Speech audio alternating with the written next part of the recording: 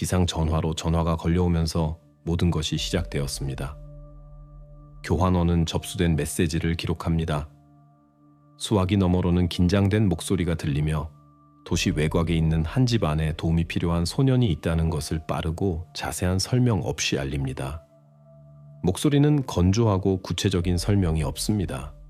이름도 정확한 주소도 정확히 무슨 일이 일어났는지도 설명하지 않습니다. 단지 짧은 문구만 있습니다. 거기를 확인해 보세요. 1초 후 연결이 끊어집니다. 발신자는 자신을 밝히지 않았고 교환원의 추가 질문에 답하지 않았으며 더 이상의 정보도 접수되지 않았습니다. 이 이상하고 단편적인 정보는 곧 지난 몇 년간 가장 떠들썩한 사건 중 하나가 될 긴 사슬의 첫 번째 고리가 되었습니다. 순찰대가 출동합니다.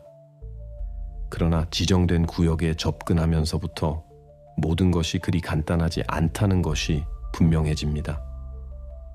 전화에서 언급된 구역은 똑같은 거리와 오래된 집들로 이루어진 미로와 같습니다. 이곳의 많은 건물들은 오랫동안 버려져 있었고 일부는 세입자들에게 임대되었는데 세입자들이 너무 자주 바뀌어 이웃들은 누가 사는지 더 이상 신경 쓰지 않게 되었습니다. 경찰은 정확한 집 번호도 주인의 성도 심지어 그 집이 어떻게 생겼는지도 모릅니다. 있는 것이라고는 도시 외곽의 집에 대한 모호한 정보뿐입니다. 이러한 상황에서 경찰관들은 닥치는 대로 행동할 수밖에 없습니다. 순찰대는 거리를 수색하기 시작합니다. 차는 똑같은 건물들 사이를 천천히 움직이고 경찰관들은 내려서 창문을 들여다보고 문을 두드립니다. 처음 시도에서는 아무것도 얻지 못합니다. 대부분의 집들은 잠겨 있고 일부 집에서는 주민들이 문을 열고 놀란 눈으로 경찰을 바라보며 아무것도 의심스러운 것을 보지 못했다고 확신합니다. 몇몇 집들은 비어 있는 것처럼 보입니다. 창문은 널빤지로 막혀 있고 대문 뒤에는 잡초가 자라고 있습니다. 30분 이상이 지나서야 경찰관들의 주의를 끄는 건물이 블록 모퉁이에 나타납니다. 그 집은 특이하게 생겼습니다. 금속 대문은 닫혀 있지 않고 한쪽 문이 살짝 열려 있습니다. 대문 근처에는 안으로 이어지는 신선한 신발 자국이 보입니다. 집문에는 자물쇠가 없고 그 문 또한 살짝 열려 있습니다. 경찰관들에게 이것은 첫 번째 심각한 신호가 됩니다. 지시에 따라 그들은 수색을 시작합니다. 안으로 들어가자마자 그들은 그 집이 사람이 살고 있는 집이지만 분위기가 이상하다는 것을 깨닫습니다. 거실은 완전히 어질러져 있습니다. 소파에는 며칠 동안 치우지 않은 물건들이 널려 있습니다. 바닥에는 빈 병들, 포장된 음식물 찌꺼기, 그리고 몇몇 서류들이 있습니다. 한쪽 구석에는 낡은 옷장이 있고 문이 살짝 열려 있으며 옷들이 한 더미로 쌓여 있습니다. 부엌도 나쁜 인상을 줍니다. 싱크대에는 설거지할 그릇들이 산더미처럼 쌓여 있고 식탁에는 먹다 남은 저녁 식사가 담긴 접시들이 그대로 놓여 있습니다. 모든 것이 사람들이 아주 최근까지 이곳에 있었지만 아무것도 치우지 않고 서둘러 떠났다는 것을 말해줍니다. 경찰관들은 조심스럽게 더 나아갑니다. 그들은 복도를 확인하고 작은 침실을 들여다봅니다. 언뜻 보기에는 아무것도 없고 단지 정리되지 않은 침대와 흩어져 있는 물건들만 있습니다. 그러나 뒷방으로 가는 문 뒤에서 그들은 전화가 걸려온 이유인 것을 발견합니다. 바닥에 소년이 누워 있습니다. 처음에는 생명의 징후가 없는 것처럼 보이지만 호흡을 확인해 보니 살아 있습니다. 상태는 위중합니다. 심한 탈수, 극심한 영양실조, 거의 완전한 반응부재. 즉시 구급차가 불려집니다. 규정에 따라 아이의 사진을 찍고 상태를 기록한 후 의사들은 신속하게 아이를 병원으로 이송합니다. 경찰관들은 현장에 남아 있습니다. 이제 그들의 임무는 이 소년이 누구이며 왜 이런 상황에 처하게 되었는지 알아내는 것입니다.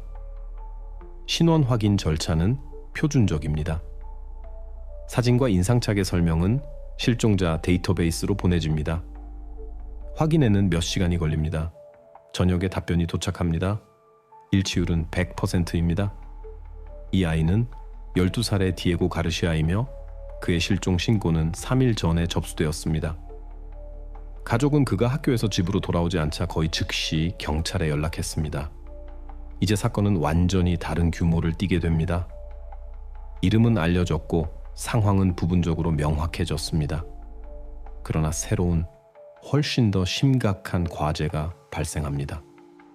누가 디에고를 이 집에 데려왔는지, 왜 그가 그런 상태에 처하게 되었는지, 그리고 누가 이에 대한 책임이 있는지 알아내는 것입니다.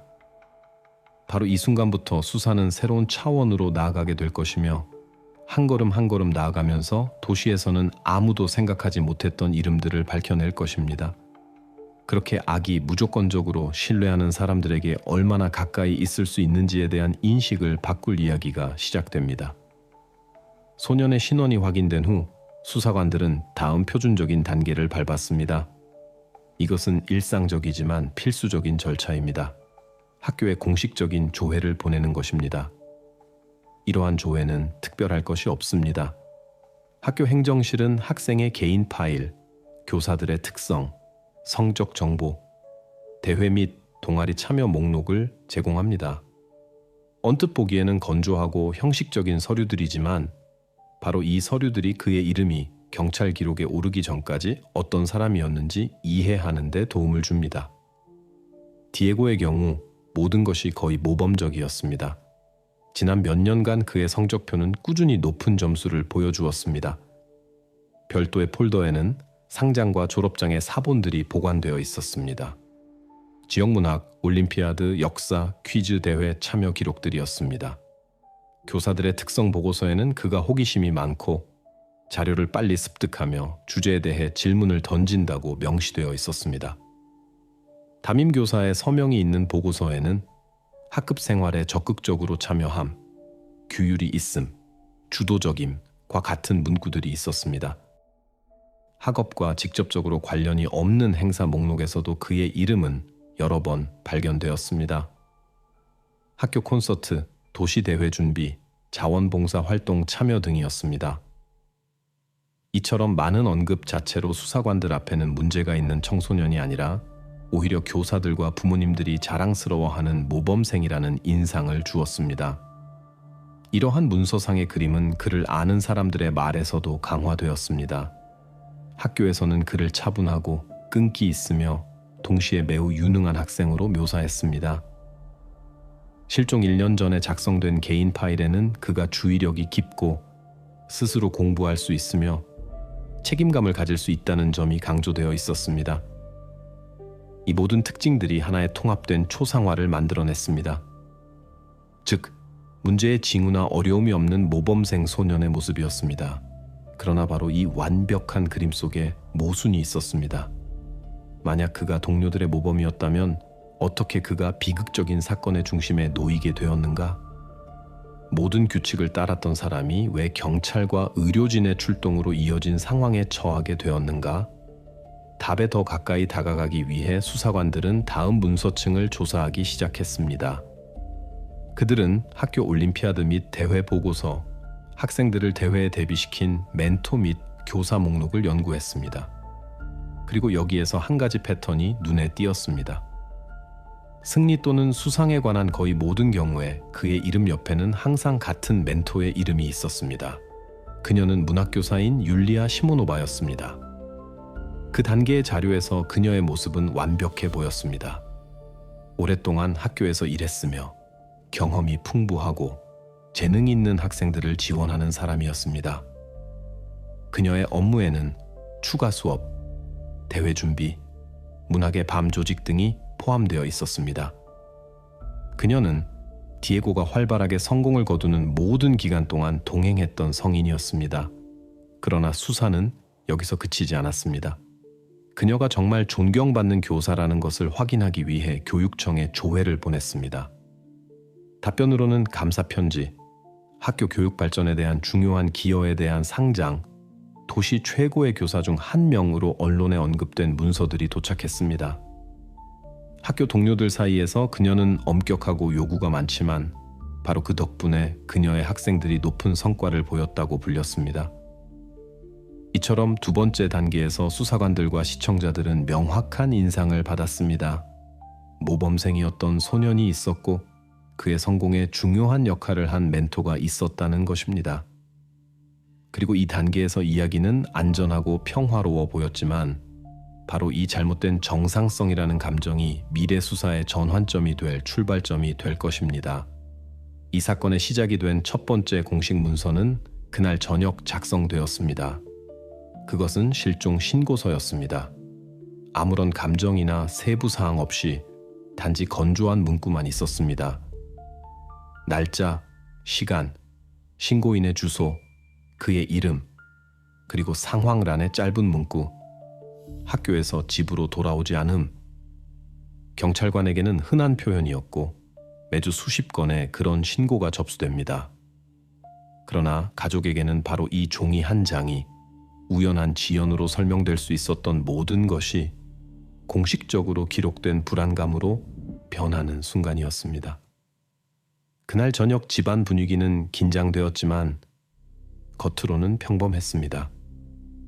어머니는 창가에 앉아 있었고 그녀의 시선은 계속해서 벽시계로 향했습니다. 시계 바늘은 천천히 그러나 가차없이 움직이며 정해진 시간이 훨씬 지났음을 보여주었습니다. 그녀는 일어서서 창밖을 내다보고 다시 앉고 전화를 들고 그가 보통 돌아오던 익숙한 길들을 머릿속으로 되감았습니다. 처음에는 이것이 패닉의 이유처럼 보이지 않았습니다. 가끔 수업 후에 늦거나 친구 집에 들르거나 컴퓨터 게임방에서 좀 더 오래 머물거나 동아리 활동 때문에 늦는 경우가 있었습니다. 이 모든 것이 익숙한 시나리오에 들어맞았습니다. 그러나 기다림이 길어질수록 예전에는 당연하게 여겨지던 설명들이 더 이상 맞지 않는다는 것이 분명해졌습니다. 시간은 흘렀습니다. 8시 반쯤이 되자 그가 평소 시간에 오지 않을 것이 분명해졌습니다. 9시가 되자 불안감은 너무 커져서 더 이상 사소한 설명은 아무도 생각하지 않았습니다. 이 순간부터 가족에게는 나중에 사건 자료에 초기 통제력 상실로 묘사될 감정이 생겼습니다. 어머니의 행동 논리는 표준적이고 예측 가능했습니다. 그녀가 가장 먼저 한 일은 그의 번호로 전화를 거는 것이었습니다. 처음에는 긴 신호음이 들렸고 그 다음에는 갑자기 자동 응답기로 넘어갔습니다. 그녀는 전화를 끊고 다시 시도했지만 계속해서 똑같은 것을 들었습니다. 1시간 동안 그녀는 수십 번 전화를 걸었습니다.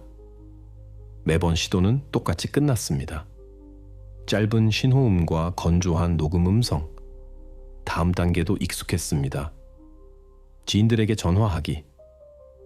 그녀는 친구, 같은 반 학생, 이웃들에게 전화를 걸었습니다.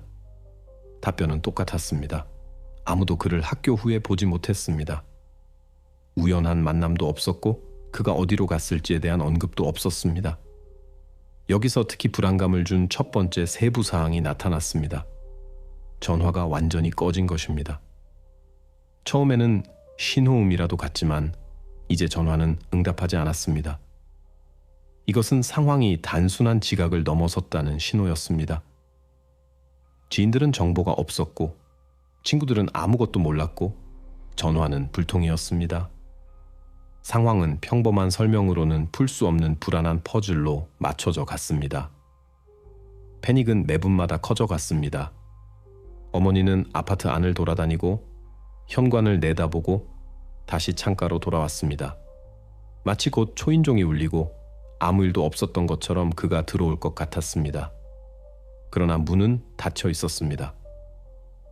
이 침묵과 공허함이 그날 밤의 가장 무거운 증인이었습니다. 자정이 가까워져서야 그가 돌아왔어야 할 시간으로부터 4시간이 지난 후 가족은 상황의 상태를 완전히 바꿀 결정을 내렸습니다. 11시 30분에 어머니는 공식적으로 경찰에 신고했습니다. 이 대기 시간은 중요한 세부 사항입니다. 사람들은 항상 모든 것이 저절로 해결될 것이라고 믿으며 마지막까지 기다립니다.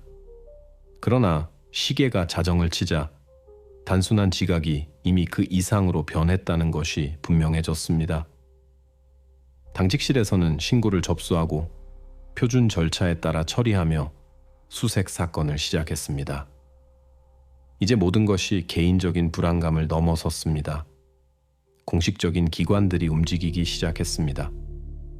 당직 경찰관들, 수배령, 통보. 이 순간부터 상태는 고정되었습니다. 이것은 단순한 기다림이나 가정의 불안이 아닙니다. 이것은 불분명한 상황에 대한 공식적인 조사입니다. 이렇게 창가에서 기다리고 휴대폰에 전화를 거는 것으로 시작된 일상적인 상황이 형사사건의 첫 단계로 변했습니다. 수사는 이제 막 시작되었고 앞으로 모든 버전과 모든 사실을 확인해야 하는 긴 여정이 남아 있었습니다. 공식 사건이 이미 시작되었을 때 경찰은 항상 가장 명확해 보이는 수사부터 시작합니다. 먼저 소셜미디어입니다. 수사관들은 모든 계정을 훑어보고 최근 대화, 댓글, 사진을 확인했습니다. 그리고 아무런 의심스러운 점도 발견되지 않았습니다.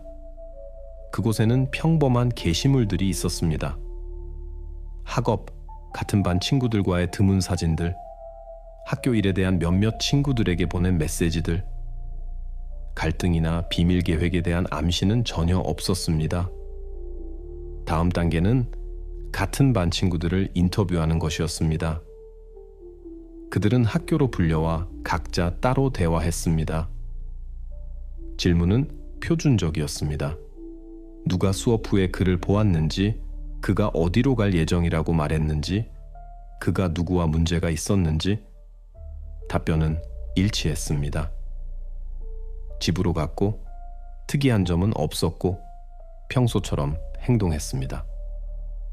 인터뷰한 사람들의 수를 고려할 때 수사관들은 아주 작은 불일치라도 찾기를 기대했지만 모든 진술은 똑같았습니다. 그 다음에는 이웃들에게 연락했습니다.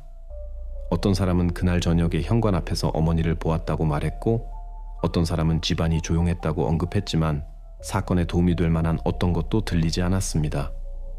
버스 노선과 가까운 CCTV 카메라 확인조차도 결과를 얻지 못했습니다. 카메라는 행인과 차량을 기록했지만 필요한 순간은 없었습니다. 이 모든 단계에는 며칠이 걸렸습니다. 그리고 주말이 되자 수사관들은 상황이 막다른 골목으로 향하고 있다는 불쾌한 느낌을 받았습니다. 표준적인 수사는 직접적인 단서를 제공하지 않았습니다. 사건에는 날짜와 진술만 남아 있었고 이는 수수께끼를 푸는데 전혀 도움이 되지 않았습니다. 바로 이런 순간에 경험 많은 수사관들은 가장 단순한 것, 즉 이미 말해진 말들로 돌아갑니다. 디에고의 가까운 지인들과 다시 대화하기로 결정했습니다. 일반적인 관행입니다. 때때로 두 번째나 세 번째 대화에서 사람들은 처음에는 사소해 보였던 세부 사항을 기억해냅니다. 그러한 대화 중에 디에고의 가까운 친구 중 한 명이 갑자기 다른 진술들 속에서 즉시 눈에 띄는 것을 언급했습니다. 그는 디에고가 종종 비밀 친구에 대해 이야기했다고 말했습니다. 마치 학교와 집 밖에서 그와 따로 소통하는 어떤 사람에 대한 이야기였습니다. 그 순간 이 세부 사항은 이상하게 들렸습니다. 아무도 이전에 그것에 대해 이야기한 적이 없었습니다. 수사관은 그 친구가 누구인지, 그들이 어떻게 소통했는지, 실제로 만났는지 물었습니다.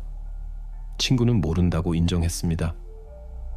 하지만 그는 가끔 디에고에게 물건들이 생겼다고 말했습니다. 작은 선물들이었습니다. 장난감, 책, 과자들. 누가 그것들을 주었는지 묻자 디에고는 그저 손사래를 치며 친구에게 받은 것이라고 말하고 이름을 밝히지 않았습니다. 수사관들에게 이 정보는 진정한 돌파구였습니다. 이전까지 모든 것은 단서 없는 우연한 실종처럼 보였습니다. 그런데 이제 구체적인 세부 사항이 나타났습니다. 부모님도 지인들도 모르는 어떤 사람이 그와 정기적으로 접촉하고 있었다는 것입니다. 게다가 그 접촉은 선물까지 동반할 정도로 꾸준했습니다. 경찰은 이 세부 사항을 첫 번째 실제 증거로 기록했습니다. 사건 자료에는 친구라고 지칭된 미상의 인물 언급, 불분명한 출처의 선물 존재라는 기록이 나타났습니다. 이것이 수사 세 단계의 출발점이 되었습니다. 이제 수사관들은 단순한 보고서와 건조한 문구가 아니라 붙잡고 더 발전시킬 수 있는 첫 번째 이상 현상을 갖게 되었습니다. 바로 이 순간부터 사건은 무형에서 벗어났습니다. 경찰은 비밀 친구의 정체를 밝히는 구체적인 목표를 갖게 되었습니다.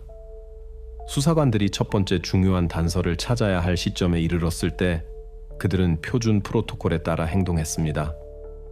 모든 유사한 사건에는 항상 시작하는 몇 가지 검증된 가설이 있습니다. 먼저 디지털 흔적에 주의를 기울입니다. 즉, 모든 소셜 네트워크, 메신저, 채팅 기록을 확인하는 것입니다. 수사관들에게는 디에고가 인터넷을 통해 외부인과 접촉했을 가능성이 있는지 이해하는 것이 중요합니다.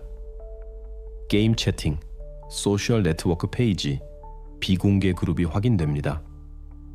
정보의 양이 방대하기 때문에 며칠이 걸립니다. 그러나 여기서는 모든 것이 예상치 못하게 깨끗했습니다. 학교 과제에 대한 끝없는 대화, 축구 토론, 친구들과의 채팅.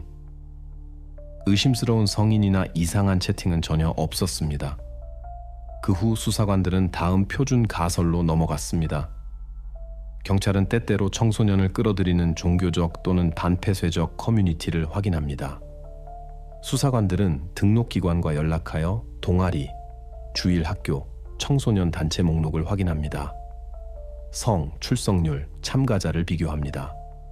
그러나 여기에서도 아무것도 발견되지 않습니다. 모든 그룹은 합법적이고 공개적입니다. 디에고의 실종과의 연관성은 보이지 않습니다. 세 번째 가설은 범죄 관련입니다. 일반적으로 이것은 전과자나 감시 대상에 있는 사람들입니다. 이런 경우 수사관들은 최근 출소한 사람, 이 지역에 살면서 위협이 될 수 있는 사람들의 목록을 받습니다. 몇몇 주소는 형사수사부서에서 처리됩니다. 경찰관들은 이웃들을 신문하고 알리바이를 확인합니다. 그러나 결과는 동일합니다. 이들 각자는 실종 당시 확인된 행방이 있었고 디에고와의 연관성은 발견되지 않았습니다. 이러한 조치에 이 주가 걸립니다. 수십 명의 사람들이 확인되고 수백 페이지의 대화가 분석되며 통화 기록이 분석됩니다. 어느 시점에는 수사가 단순히 제자리 걸음을 하고 있다는 느낌이 듭니다. 가능한 모든 가설이 이미 확인되었지만 아무런 결과를 얻지 못합니다. 수사관들에게 이것은 중요한 순간입니다. 사건이 난항을 겪고 추진력을 잃을 위험이 있습니다.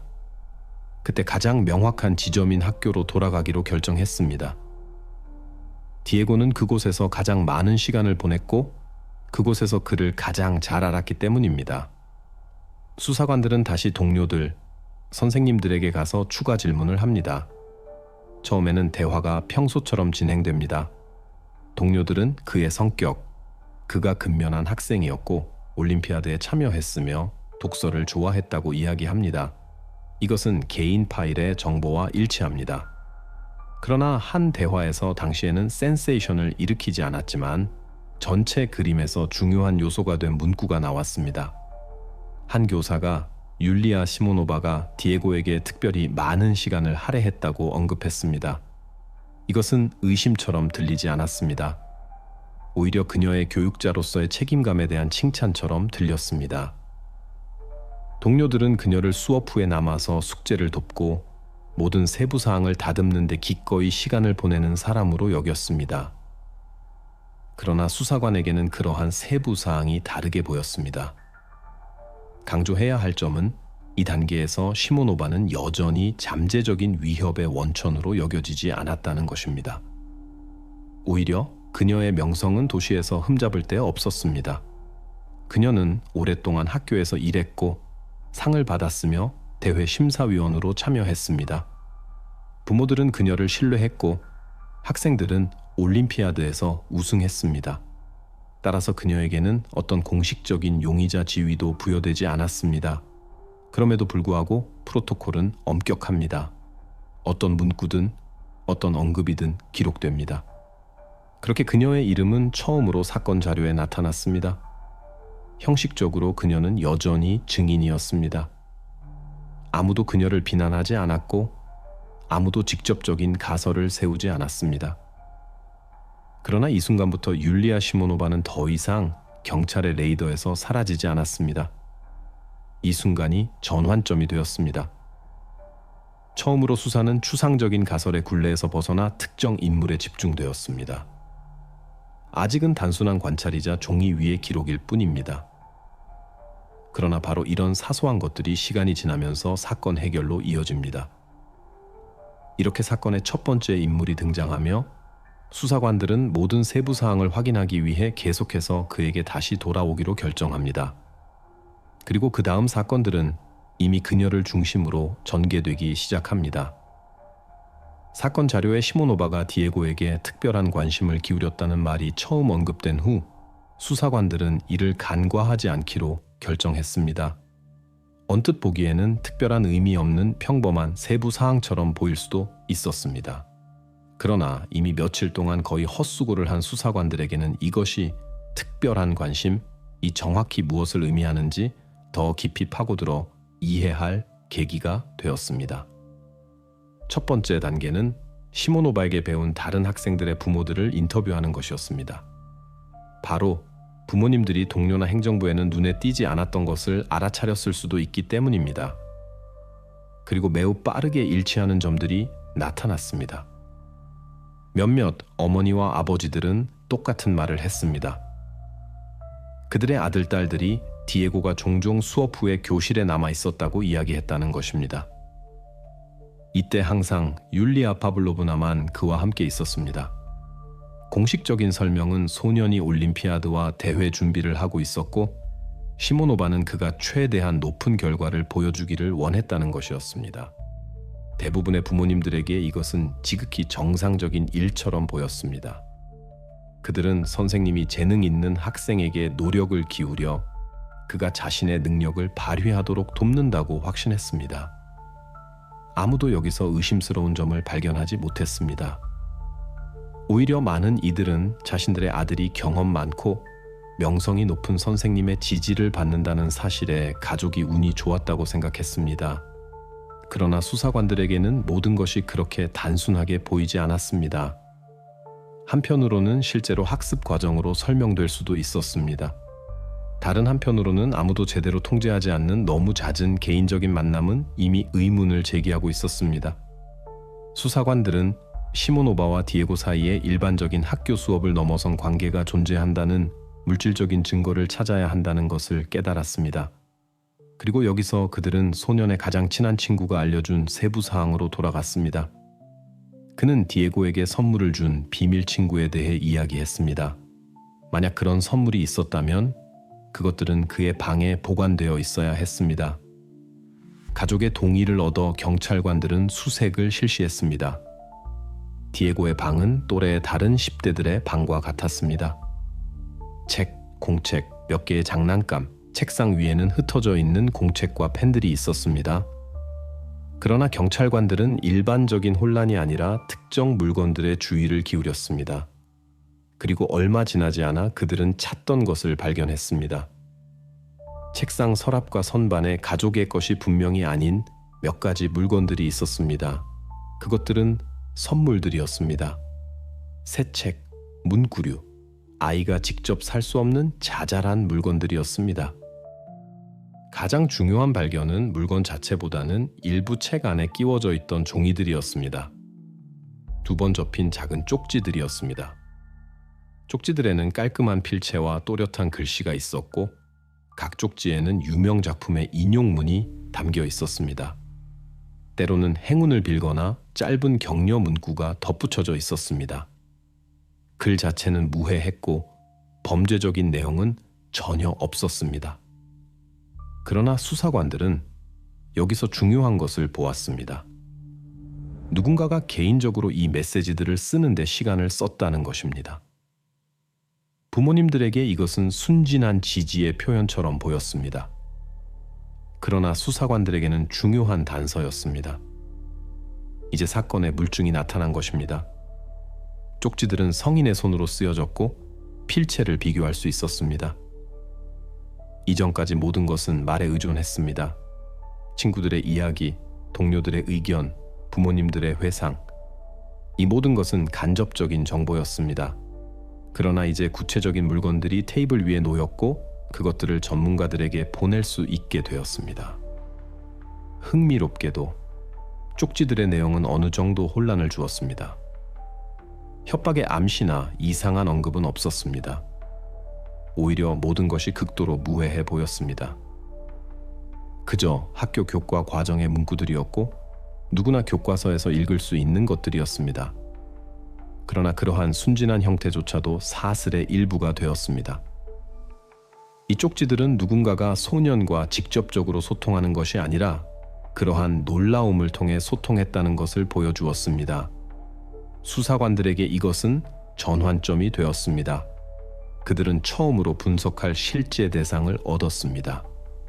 그리고 이제 임무는 명확해졌습니다. 발견된 필적을 시모노백에서 얻을 수 있는 샘플과 비교하는 것이었습니다. 왜냐하면 그녀의 이름은 이미 소년에게 너무 많은 관심을 기울인 선생님으로 언급되었기 때문입니다. 이처럼 그녀의 특별한 관계에 대한 단순한 관찰로 시작된 것이 점차 구체적인 단서로 변했습니다. 이제 이것은 단순한 추측이 아니라 앞으로 나아가야 할 방향이었습니다. 그리고 바로 이 쪽지들이 시모노바의 연루를 확인하거나 반증할 수 있는 전문가 감정의 근거가 되었습니다. 수사관들은 사건을 새로운 차원으로 끌어올릴 수 있는 실제적인 발판을 처음으로 얻었습니다. 사건의 첫 번째 실제 증거가 나타나고 수사관들이 마침내 수사 범위를 확장할 명분을 얻었을 때 율리아 시모노베에 대한 본격적인 신문 시간이 되었습니다. 이것은 더 이상 그녀와 일반적인 증인처럼 대화하던 때가 아니었습니다. 오히려 그녀가 디에고의 실종과 관련이 있을 수 있는지 파악하려는 진지한 시도처럼 보였습니다. 경찰서로 호출되었다는 사실 자체는 아무도 놀라게 하지 않았습니다. 실종자와 접촉했을 수 있는 모든 사람에게 그렇게 하기 때문입니다. 그러나 시모노바 자신에게는 그녀의 행동으로 미루어 보아 이것은 형식적인 일이었던 것 같습니다. 그녀는 조금도 긴장한 기색 없이 방으로 들어섰습니다. 움직임에 서두름도 없었고 사소한 것에 신경 쓰려는 시도도 없었으며 많은 사람들이 흔히 하는 손을 감추거나 시선을 내리까는 제스처도 없었습니다. 그녀는 똑바로 서서 수사관들을 침착하게 바라보았고 불필요한 공백 없이 대답했습니다. 목소리는 수년간 수업을 진행하며 청중의 주의를 집중시키는 데 익숙한 교사의 자신감 있는 어조였습니다. 그들 앞에는 걱정할 이유를 찾지 못하는 사람이 있는 듯한 인상을 주었습니다. 그녀의 첫 번째 답변은 단순하고 예측 가능했습니다. 그날 저녁 내내 그녀는 집에 있었다고 했습니다. 공책을 확인하고 다음 수업 자료를 준비하고 평범한 일상을 보냈다고 했습니다. 특별한 세부 사항은 없었고 그녀의 직업을 가진 사람들에게 흔히 있는 일상적인 범위 내의 모든 것이었습니다. 외부인이 들었을 때 이것은 최대한 신뢰할 수 있는 이야기였습니다. 더욱이 그녀의 어조는 자신의 말이 누구에게도 의심받지 않을 것이라고 스스로 확신하고 있는 듯한 인상을 주었습니다. 그러나 수사관들은 확인 없이는 말을 믿지 않는 오랜 습관을 가지고 있습니다. 아무리 논리적인 알리바이도 반드시 확인합니다. 그리고 시모노바가 자신의 집안일에 대해 침착하게 이야기하는 동안 동시에 분석가들은 기술 데이터를 조사하기 시작했습니다. 가장 먼저 확인한 것은 이동통신사로부터의 정보였습니다. 전화 신호, 통화 기록, 위치 정보. 이러한 데이터는 객관적이며 용의자 스스로가 조작할 가능성을 배제합니다. 바로 여기서 결정적인 순간이 일어났습니다. 이동통신사 기록에 따르면 그녀의 전화는 바로 그날 밤 집 근처에 있지 않았습니다. 더욱이 기기의 이동 경로는 그녀가 도시의 다른 지역으로 이동했음을 나타냈습니다. 여러 기지국에서 동시에 좌표가 기록되었고 이는 기술적인 오류의 가능성을 완전히 배제했습니다. 이 데이터는 정확하고 명확했습니다. 그녀의 알리바이는 현실과 일치하지 않았습니다. 수사관들에게 이것은 사건에서 첫 번째 심각한 모순이었습니다. 이전까지 시모노바는 완벽해 보였습니다. 존경받는 교사, 수십 개의 감사장, 엄격하고 공정한 멘토로서의 명성. 그러나 이제 상황이 바뀌었습니다. 말로는 한 가지를 주장했지만 기술은 완전히 다른 것을 보여주었습니다. 이러한 경우 결론은 빠르게 내려집니다. 만약 사람이 세부 사항을 숨긴다면 숨길 것이 있다는 뜻입니다. 보고서에는 알리바이 불확실이라는 짧은 기록이 나타났습니다. 이 문구는 건조하게 들리지만 수사에는 엄청난 의미를 가졌습니다. 이 기록은 신문의 전체 맥락을 바꾸었습니다. 시모노바는 여전히 사건에서 증인으로 분류되었지만 그녀의 말은 더 이상 신뢰할 수 없게 되었습니다. 더욱이 수사관들은 그녀를 특히 면밀히 관찰해야 할 인물로 여기기 시작했습니다. 그리고 형식적으로 그녀의 지위는 이전과 같았지만 수사팀 내에서 그녀에 대한 태도는 근본적으로 바뀌었습니다. 이제 그녀는 더 이상 좋은 평판을 가진 존경받는 교사가 아니라 의도적으로 경찰을 오도한 것으로 드러난 사람이었습니다.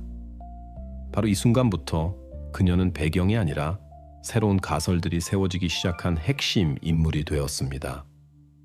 형식적인 대화로 기획되었던 신문은 수사가 새로운 방향으로 나아가는 단계로 변모했습니다. 이제 그녀의 인간관계, 여행, 개인 습관, 재정적 세부 사항을 분석할 차례였습니다. 이 모든 것이 그녀가 그날 저녁 자신의 실제 행동을 숨기기로 결정한 이유에 대한 답을 제공해야 했습니다. 그리고 이 단계는 시모노바가 처음으로 증인이 아니라 사건의 잠재적 참가자로 등장하는 수사의 새로운 장을 열었습니다. 쪽지에 얽힌 이야기는 사건의 가장 모호한 부분 중 하나로 남아 있었습니다. 언뜻 보기에는 고전 문학 인용문, 시구, 그리고 짧은 격려의 말들이 적힌 평범한 종이 조각들로 교사가 학생들을 동기부여하는 습관으로 쉽게 치부될 수 있었습니다. 그러나 바로 이 종이들이 수사관들이 매달리기로 결정한 요소가 되었습니다. 왜냐하면 그것들이 디에고의 실종과 특정 인물 사이에 직접적인 연결고리가 될 수 있었기 때문입니다. 아무리 작은 일치라도 전체 사건의 흐름을 바꿀 수 있다는 것을 깨달았기에 종이들은 즉시 압수되어 감정을 의뢰했습니다. 필적 전문가의 작업은 빠른 과정이 아닙니다. 전문가는 글자의 기울기, 필체에서 반복되는 요소, 회계 길이, 필합, 선의 끊어짐 등 모든 세부 사항을 면밀히 검토해야 합니다. 이것은 보석 세공사의 작업과 유사합니다. 일반인이 단순히 글자를 보는 곳에서 전문가는 작성자의 신원을 드러내는 패턴을 찾아냅니다. 실험실에서는 쪽지들을 램프 아래에 놓고 확대 사진을 찍어 율리아 시모노백에서 얻은 필적 샘플과 비교했습니다. 검토가 거듭될수록 전문가들의 확신은 커졌습니다. 마침내 결론이 준비되었을 때 수사관들의 손에는 중요한 문서가 들어왔습니다. 보고서에는 검은 글씨로 명확하게 쓰여 있었습니다. 발견된 쪽지와 시모노바의 필적 샘플 간의 일치도가 높은 가능성으로 평가된다는 내용이었습니다. 수사에 있어서 이것은 전환점이었습니다. 이제 그녀에 대한 의심은 전문가의 공식적인 의견으로 뒷받침되었습니다. 이것은 더 이상 동료들의 말이나 부모들의 소문이 아니라 기록된 결과였습니다. 그러나 이러한 문구조차도 자동적으로 유죄를 인정하는 것을 의미하지는 않는다는 것을 이해해야 합니다. 높은 가능성은 강력한 주장일지라도 여전히 간접적인 증거입니다. 법률가들은 잘 알고 있습니다. 변호는 분석의 주관성, 필적 모방 가능성 또는 단순한 오류를 들어 이러한 결론에 이의를 제기할 수 있습니다. 따라서 수사관들은 아직 기뻐할 때가 아니라는 것을 이해했습니다. 그러나 그러한 증거를 무시할 수도 없었습니다. 다른 상황들과 함께 이 발견은 결정적으로 중요해졌습니다.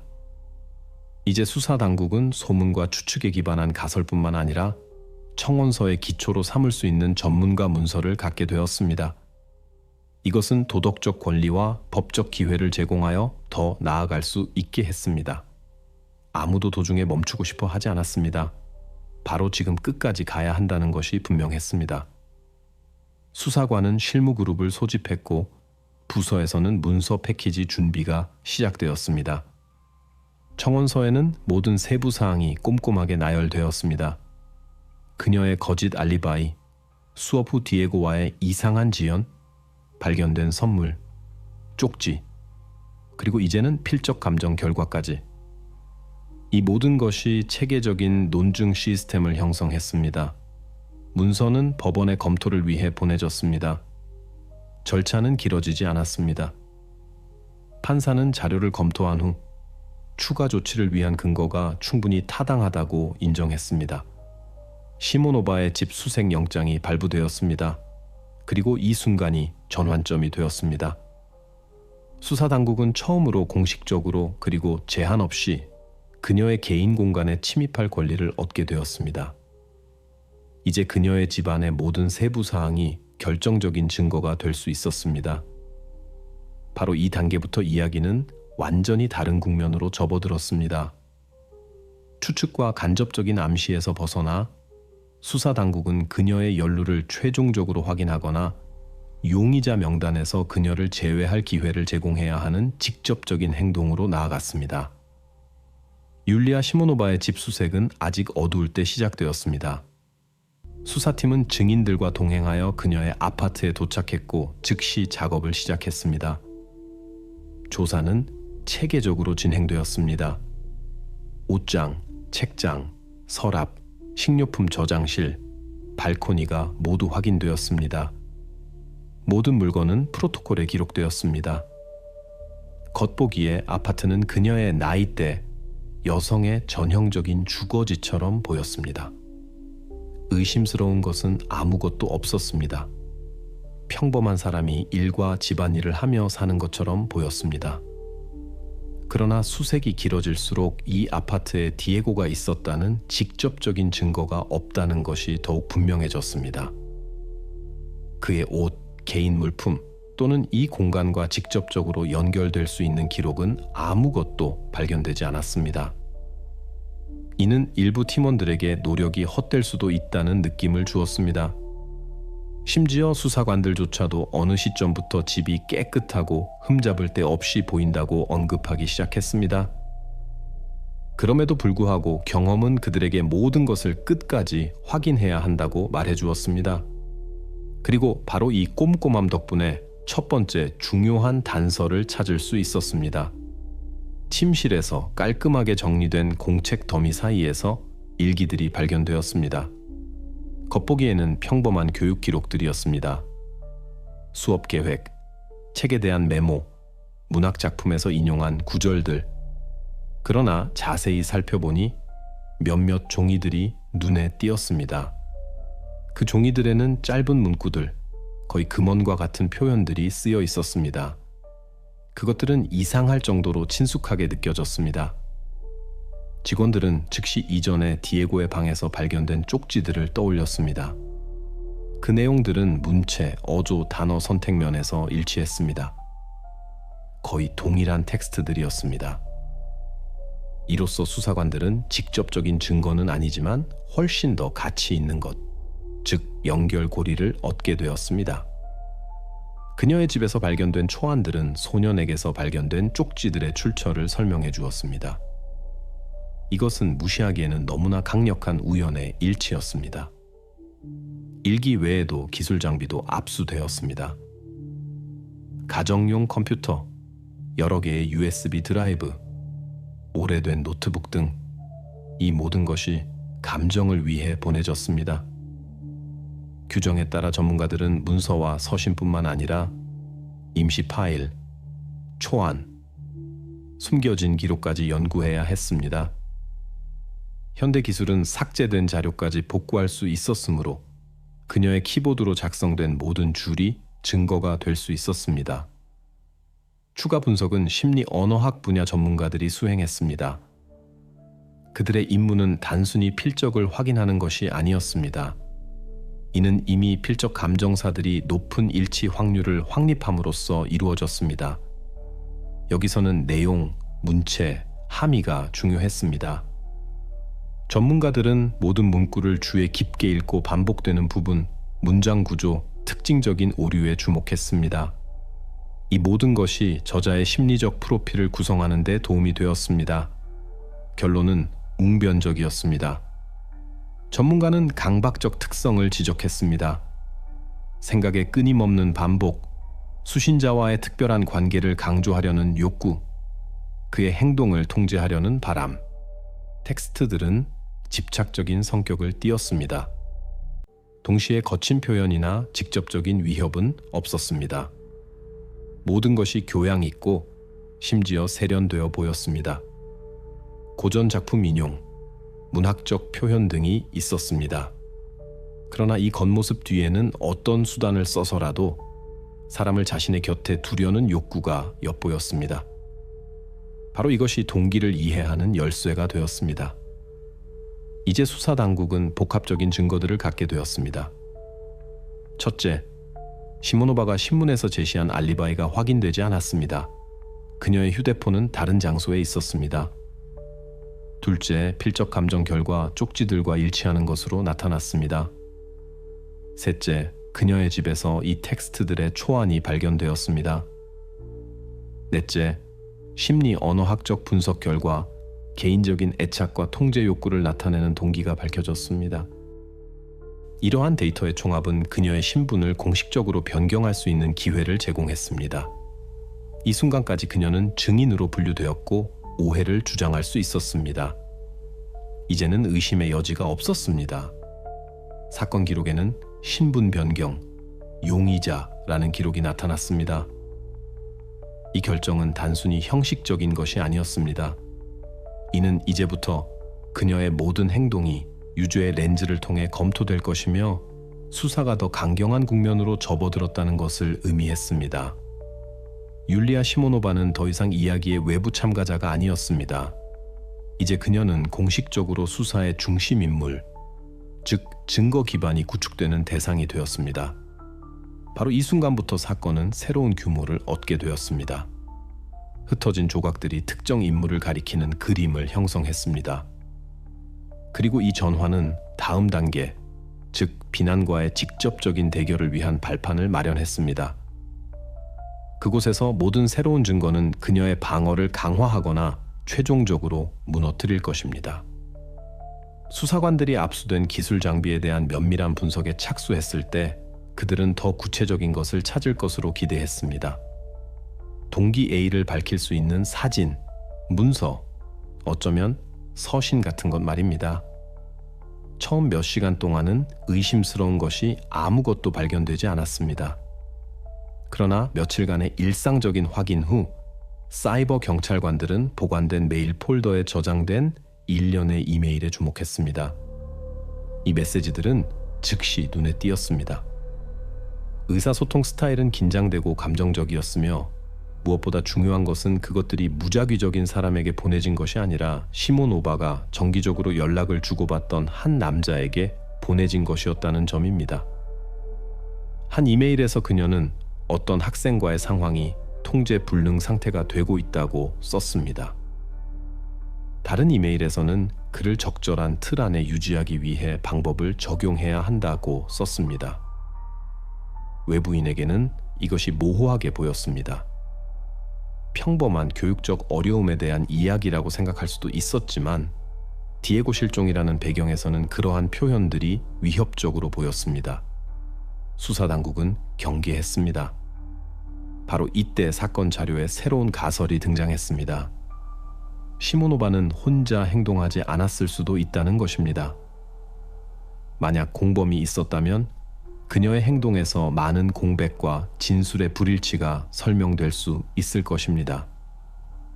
예를 들어 그녀의 휴대폰이 한 장소에 기록되었지만 디에고의 실종과 관련이 있다고 추정되는 행동은 다른 곳에서 발생했다는 사실 말입니다. 조력자와의 가설은 그럴듯할 뿐만 아니라 매우 위험해 보였습니다. 이는 여러 명의 성인들이 사건에 연루되어 있을 수 있음을 의미할 수 있었기 때문입니다. 경찰은 서신에 등장하는 남성의 신원을 신속하게 확인했습니다. 그는 동료였고 옆 학교의 교사였습니다. 그의 직무상 그는 시모노바와 방법론 회의나 학술 대회에서 자주 마주쳤습니다. 겉보기에는 이것이 친구로서의 그리고 업무상의 소통을 설명했습니다. 그러나 의심스러운 편지들 때문에 표면적인 확인만으로는 부족했습니다. 그는 신문을 위해 소환되었습니다. 그날 그는 아무런 저항 없이 경찰서에 출두했습니다. 그는 침착하게 행동했고 차분하게 말했으며 눈에 띄게 초조함을 보이지 않았습니다. 그는 편지에서 디에고에 대해 논의한 것이 아니라 그에게 많은 징계 문제를 일으켰던 다른 10대, 즉 자신의 학생에 대해 논의했다고 설명했습니다. 그의 말을 뒷받침하기 위해 그는 학교 보고서, 평가서, 그리고 그 10대의 부모와의 서신을 제출했습니다. 모든 문서들은 시모노바와의 편지와 같은 시기에 작성된 것이었습니다. 수사관들은 모든 세부 사항을 꼼꼼히 확인했습니다. 그의 연루를 나타낼 수 있는 아주 작은 단서라도 놓치지 않는 것이 중요했습니다. 그의 일정은 문서에 명시된 시간과 일치했고 그의 휴대폰 통화 기록은 그가 주요 사건이 발생했던 시간 동안 실제로 직장이나 집에 있었다는 것을 확인시켜 주었습니다. 또한 이웃과 동료들도 그의 존재를 확인해 주었습니다. 의심을 완전히 해소하기 위해 전문가들은 서신에 대한 기술 감정을 실시했습니다. 그 결과 그의 메시지에는 숨겨진 코드나 암시가 포함되어 있지 않다는 것이 확인되었습니다. 모든 것이 그가 신문에서 설명한 대로였습니다. 업무상 불만, 방법론 논의, 경험 공유 등이었습니다. 며칠간의 확인 후 그의 연루 가설은 어떤 비판도 견딜 수 없다는 것이 분명해졌습니다. 그러나 가장 고통스러운 점은 다른 데 있었습니다. 수사팀이 이 방향으로 조사하고 증거를 수집하고 시간표를 구축하는 동안 시간은 흘러갔습니다. 기다리는 매 시간은 가족의 절망을 증폭시켰고 경찰은 여전히 가장 중요한 질문, 즉 디에고는 어디에 있는가에 대한 답을 얻지 못했습니다. 이 실수는 힘을 소모시켰을 뿐만 아니라 심리적으로도 수사관들을 압박했습니다. 사건 자료에는 공식적인 결론이 나타났습니다. 해당 인물의 사건 연루는 확인되지 않았습니다. 직원들은 인정할 수밖에 없었습니다. 이것은 잘못된 단서였습니다. 그 남성은 확인 대상 목록에서 제외되었습니다. 모든 관심은 다시 율리아 시모노백에 집중되었습니다. 이제 그녀의 존재가 중심이 되었습니다.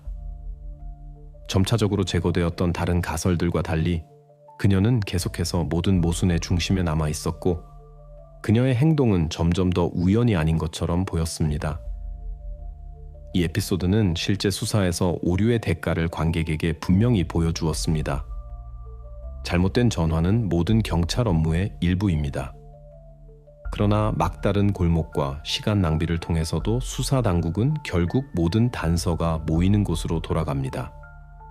그리고 이 이야기에서 모든 실마리는 수년 동안 흠잡을 데 없는 교사라는 인상을 주었지만 이제 한 걸음씩 의심의 중심에 놓이게 된 한 여성에게 가차없이 되돌아갔습니다. 수사팀이 이미 첫 번째 중요한 증거들, 필적, 쪽지, 초안, 불확실한 알리바이을 손에 넣었을 때 이 모든 것은 설득력 있는 그림을 그렸습니다.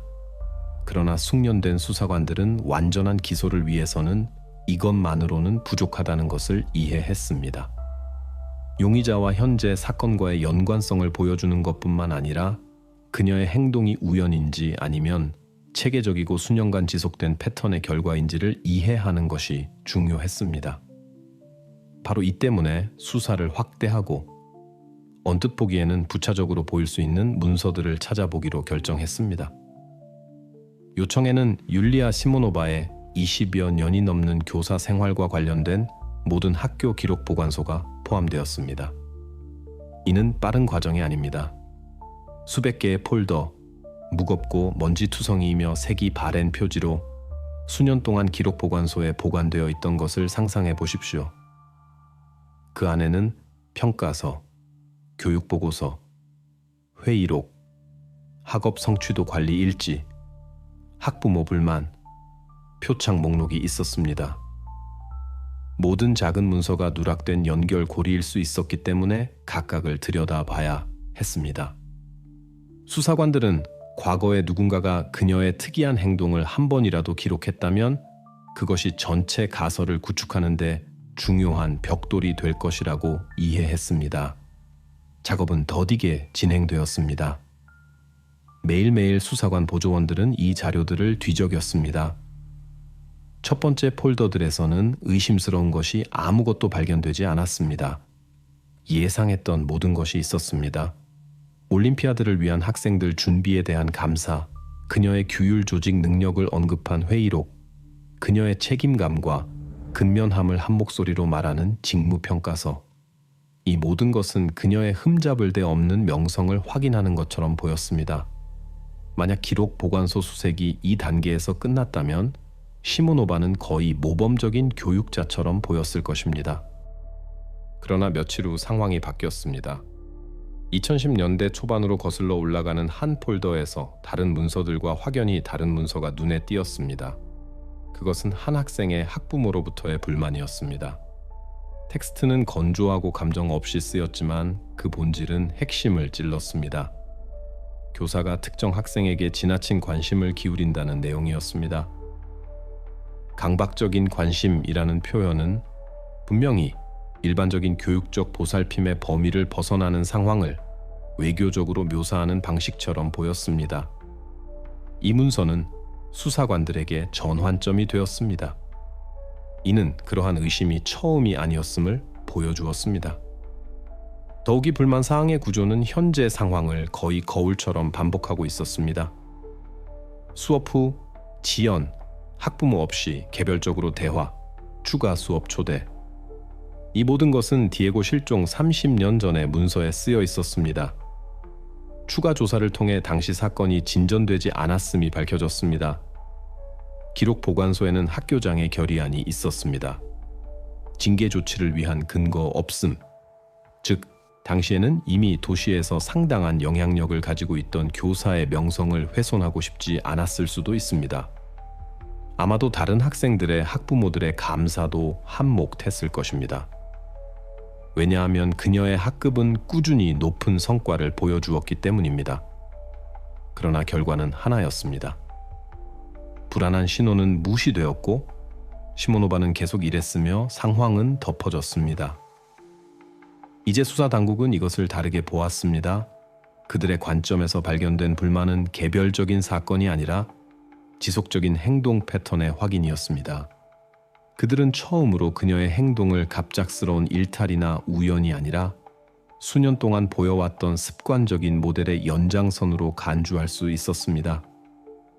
불만 사항이 현재 수사에서 드러난 바로 그 특징, 즉 특정 학생에 대한 집착, 자신의 영향력 범위에서 벗어나게 하고 싶지 않은 마음, 옆에 두고 싶어하는 욕구에 대해 언급하고 있다는 점도 중요합니다. 이 발견은 수사 당국이 중요한 결론을 내릴 수 있게 해주었습니다. 발생한 비극은 아무것도 없는 곳에서 발생한 것이 아니었습니다. 그것은 수년간 불안한 신호들을 무시한 결과였습니다.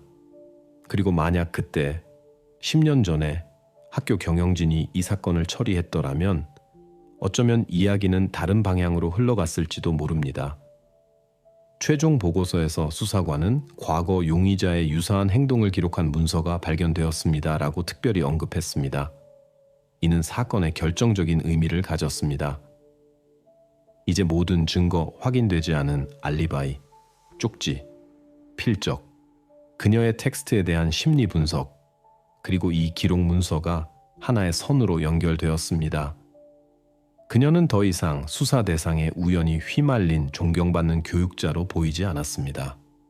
오히려 그녀의 이미지는 이번에는 비극적인 결과로 이어진 동일한 행동을 체계적으로 반복하는 사람의 윤곽을 띠기 시작했습니다.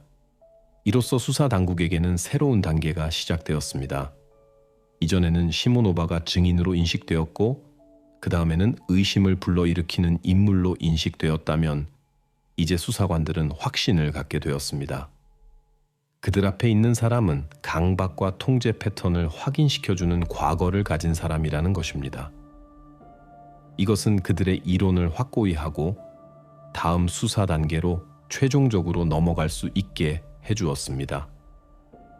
그 단계에서는 그녀가 자신의 강박적인 생각을 위해 어디까지 갈 준비가 되어 있었는지 확인해야 했습니다. 수사팀이 이미 충분한 증거를 가지고 있었지만 결정적인 순간이 부족했을 때 수사 진행을 바꾼 전화 한 통이 걸려왔습니다. 옆집에 사는 남자가 전화를 걸었습니다. 그는 오랫동안 망설였고 개입해야 할지 확신하지 못했지만 결국 결심했습니다. 그의 말은 즉시 수사관들을 긴장하게 만들었습니다. 그는 실종 당일에 디에고가 율리아 시모노바의 채 타는 것을 보았다고 주장했습니다. 이 기억은 무시하기에는 너무나 구체적이었습니다. 남자는 상황을 자세히 묘사했습니다. 저녁, 마당, 헤드라이트 불빛. 처음에는 이 에피소드에 별다른 의미를 부여하지 않았습니다. 모든 것이 일상적으로 보였기 때문입니다. 수십 명의 부모들이 신뢰하는 교사에 대한 이야기였기 때문입니다. 그러나 실종 소식 이후 그의 머릿속의 그림은 새로운 의미를 얻었고 그는 더 이상 침묵할 수 없었습니다. 이 증언은 전환점이 되었습니다. 이전까지 모든 것은 간접적인 증거, 즉 필적, 심리적 프로필, 의심스러운 행동에 기반하고 있었습니다. 그러나 이제는 직접 눈으로 본 살아있는 사람의 이야기가 나왔습니다. 그럼에도 불구하고 경험은 수사관들에게 알려주었습니다. 말에만 의존해서는 안 된다는 것을 말입니다. 인간의 기억은 믿을 수 없으며 시간이나 스트레스에 의해 쉽게 왜곡될 수 있습니다. 증언을 확고히 하기 위해서는 기술적인 확인이 필요했습니다. 대규모 작업이 시작되었습니다. 형사들은 근처의 모든 시설을 체계적으로 돌아다녔습니다.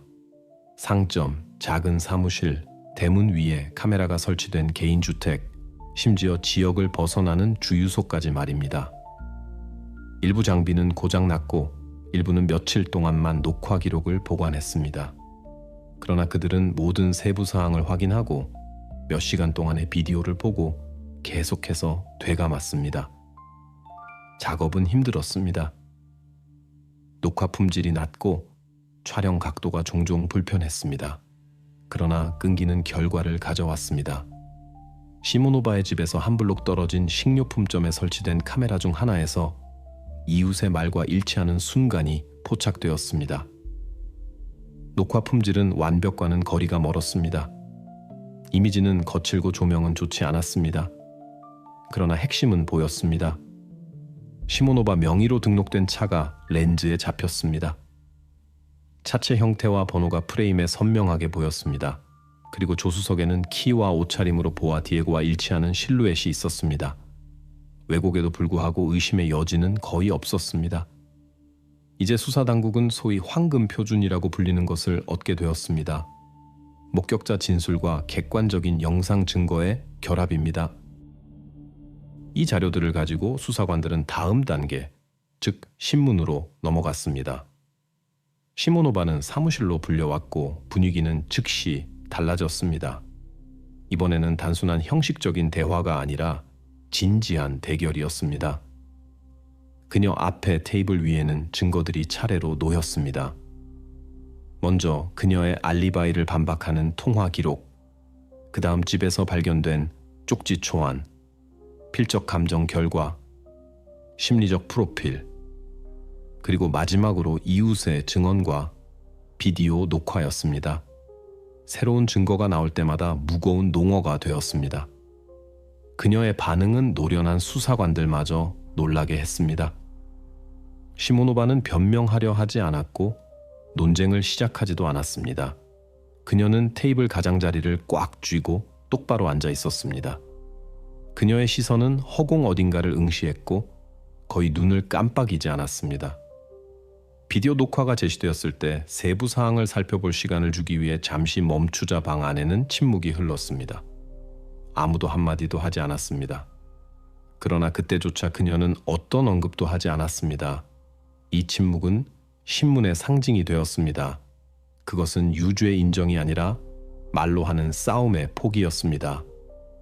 수사관들에게 이것은 한 가지를 의미했습니다. 방어가 무너지고 있다는 것입니다.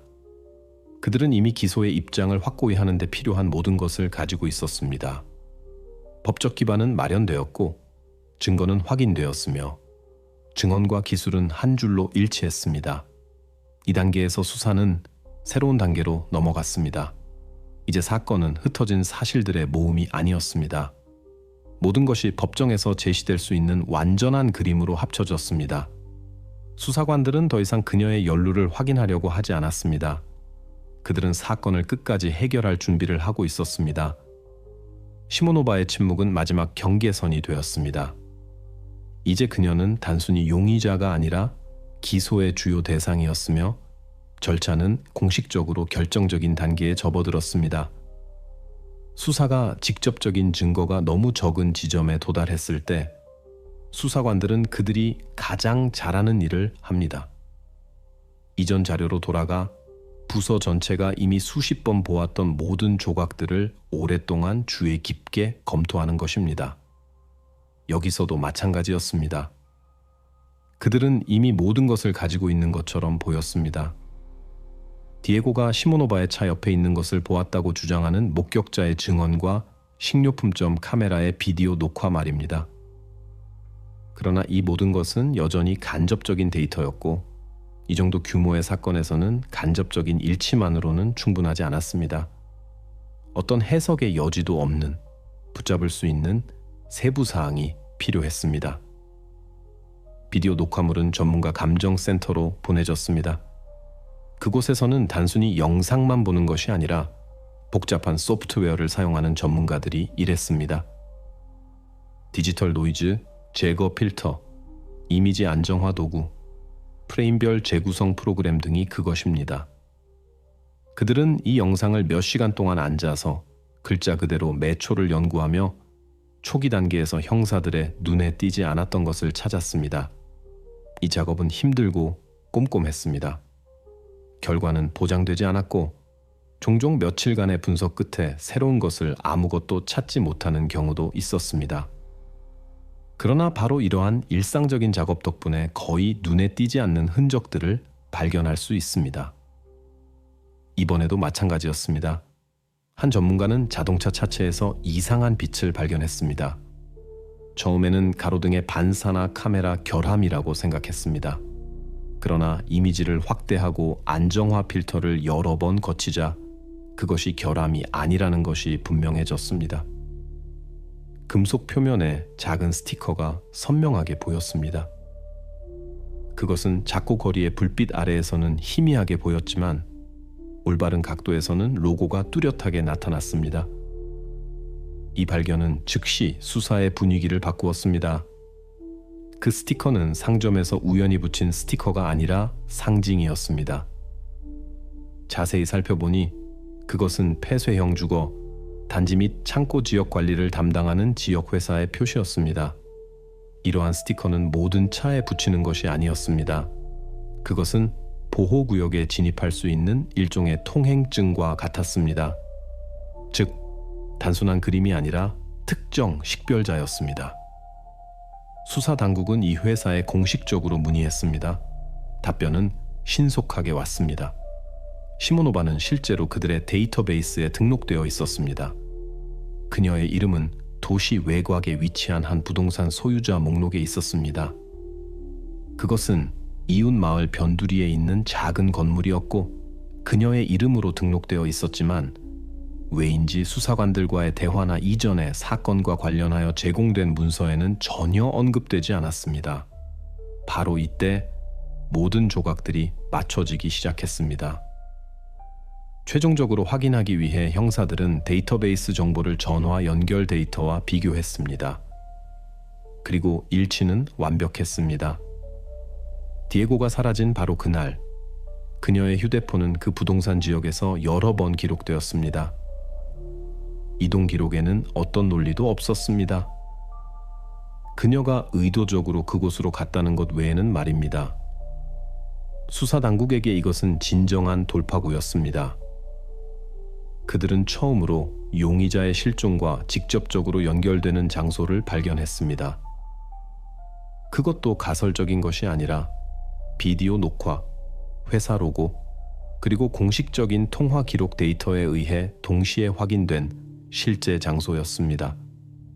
어떤 변호사도 이것을 우연의 일치라고 말할 수 없었을 것입니다. 부서의 분위기는 즉시 바뀌었습니다. 이전에는 증거가 미약하고 움직일 여지를 남겼다면 이제는 직접 현장으로 나갈 수 있는 구체적인 장소에 대한 이야기였습니다. 수사관은 서류에 서명했고 작전팀은 준비를 시작했습니다. 경로를 확인하고 행동 계획을 세우고 출발 세부 사항을 명확히 했습니다. 이런 순간들은 항상 무거운 기대감과 함께합니다. 집문 뒤에는 무엇이든 있을 수 있고 지금 수사의 모든 길은 그곳으로 향하고 있었습니다. 명령은 명확하고 단호하게 내려졌습니다.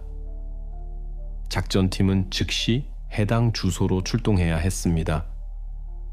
이 순간부터 이야기는 이론적인 것을 넘어섰습니다.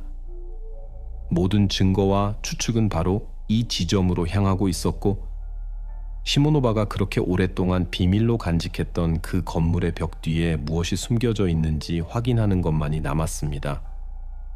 이제는 추측의 문제가 아니라 시간의 문제였습니다. 특공대는 묵묵히 불필요한 대화 없이 집으로 향했습니다. 차는 아스팔트가 이미 갈라지고 가장자리에는 관목과 마른 나무들이 드리워진 좁은 길을 구불구불 달렸습니다. 달빛은 나뭇가지 사이로 겨우 비쳤고 그로 인해 그들이 그저 낡은 집으로 가는 것이 아니라 오랫동안 숨겨져 있던 어떤 미스터리의 깊은 곳으로 가는 듯한 느낌을 더욱 증폭시켰습니다. 수사의 모든 단계는 그들을 바로 이곳으로 이끌었고 모두들 오늘 출동이 전환점이 될 것이라는 예감을 가지고 있었습니다. 차가 멈췄을 때 건물 실루엣이 눈앞에 나타났습니다. 집은 마치 시간이 특히 가혹했던 것처럼 보였습니다. 벗겨진 회벽, 삐뚤어진 덧문, 처진 지붕. 그러나 이 낡은 모습에는 부자연스러운 점이 있었습니다. 창문은 너무나 촘촘히 닫혀 있었고 문 주변에는 누군가가 여전히 이곳에 나타나는 듯 너무나 잘 관리된 흔적들이 있었습니다. 특공대원들은 이해했습니다. 겉모습은 속임수일 수 있으며 바로 이런 장소들이 가장 끔찍한 것을 숨기고 있는 경우가 많다는 것을 말입니다. 문으로 다가가자 잠겨 있음을 확인했습니다. 벨을 눌러도 조심스럽게 두드려도 침묵은 깨지지 않았습니다. 안에서는 아무 소리도 들리지 않았습니다. 그룹 리더는 고개를 끄덕일 뿐이었습니다. 그 다음 모든 것이 매끄럽게 진행되었습니다. 한 번에 문 파괴봉 공격으로 문은 삐걱거리며 열렸고 습기와 정체된 냄새가 밖으로 뿜어져 나왔습니다. 손전등은 어둠을 갈랐고 빗줄기는 벽을 따라 움직이다가 천으로 덮인 낡은 가구, 구석의 거미줄, 바닥에 흩어진 회반죽 위에 머물렀습니다. 수색이 시작되었습니다. 일렬로 움직였습니다. 복도, 부엌, 거실, 모든 것이 주인이 오래전에 떠났다가 돌아오지 않은 것처럼 보였습니다. 그러나 바로 이 인위적인 황량함이 경계심을 불러일으켰습니다. 한 캐비닛에는 비교적 신선한 식료품이 있었고 테이블 위에는 유통기한이 아직 지나지 않은 물병이 놓여 있었습니다.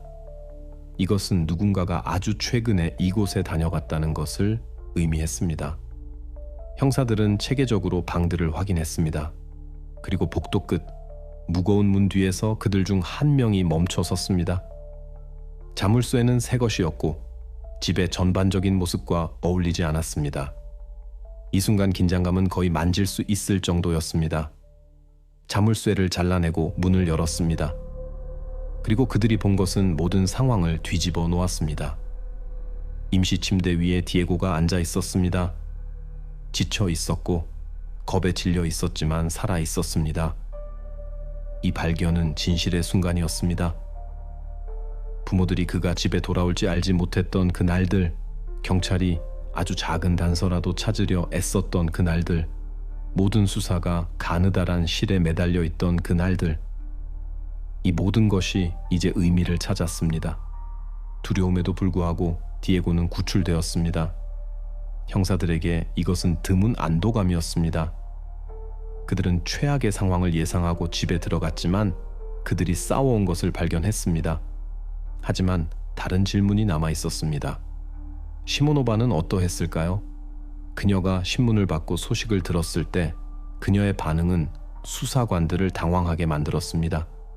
당황함도 변명하려는 시도도 심지어 안도감도 없었습니다. 그녀는 마치 벌어지는 일과는 상관없는 것처럼 꼼짝 않고 앉아 있었고 들은 이야기가 자신과는 무관한 것처럼 보였습니다. 수사관은 테이블 위에 증거들을 하나씩 놓았습니다.